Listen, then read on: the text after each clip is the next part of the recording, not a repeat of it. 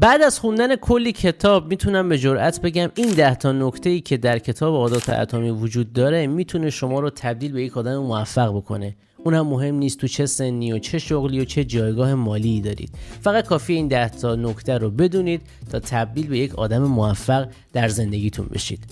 بدون معطلی میرم سراغ نکات کتاب چون قراره شگفت زده بشید تو این ویدیو. مورد اول، موفقیت مجموعی از بردهای کوچک است. برای موفقیت فقط کافیه که به جای یک برد بزرگ چندین برد کوچک داشته باشید. نکته دوم، ابتدا عادتهایمان را میسازیم، سپس عادتهایمان ما را میسازند. اگر میخواید تبدیل به یک آدم موفق بشید، عادتهای موفق خوب در خودتون ایجاد بکنید تا اون عادتهای موفق خوب شما را تبدیل به یک آدم موفق بکنه.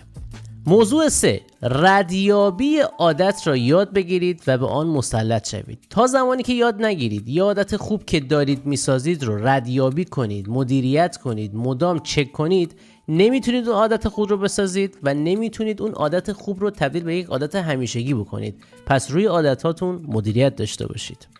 موضوع 4، با این واقعیت روبرو بشید که شکلگیری عادتهای خوب زمان میبره. شما 10 سال، 15 سال، 20 سال، 30 سال یه آدم دیگه بودید و الان خیلی زمان بره که شما تبدیل به یک آدم دیگه که همون آدم موفق است بشید. موضوع 5، حلقه اجتماعی خودتون رو با دقت انتخاب بکنید.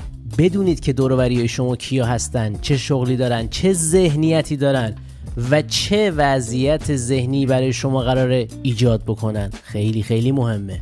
موضوع 6، عاشق فرایند بشید. فرایند یعنی چی؟ یعنی بفهمید که برای به دست آوردن هر چیزی شما باید یک پروسه‌ای رو طی بکنید.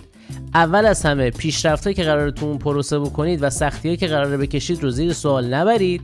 دوم، با این واقعیت کنار بیایید که برنده بودن و بازنده بودن اهداف یکسانی هستند. فقط آخر مشخص میشه که شما برنده هستید یا بازنده. پس سعی بکنید که فرایندها رو درک بکنید. موضوع 7، موفقیت یک سبک زندگی است، نه یک رویداد یا یک اتفاق در زندگی. پس سعی بکنید که سبک زندگی موفقی داشته باشید.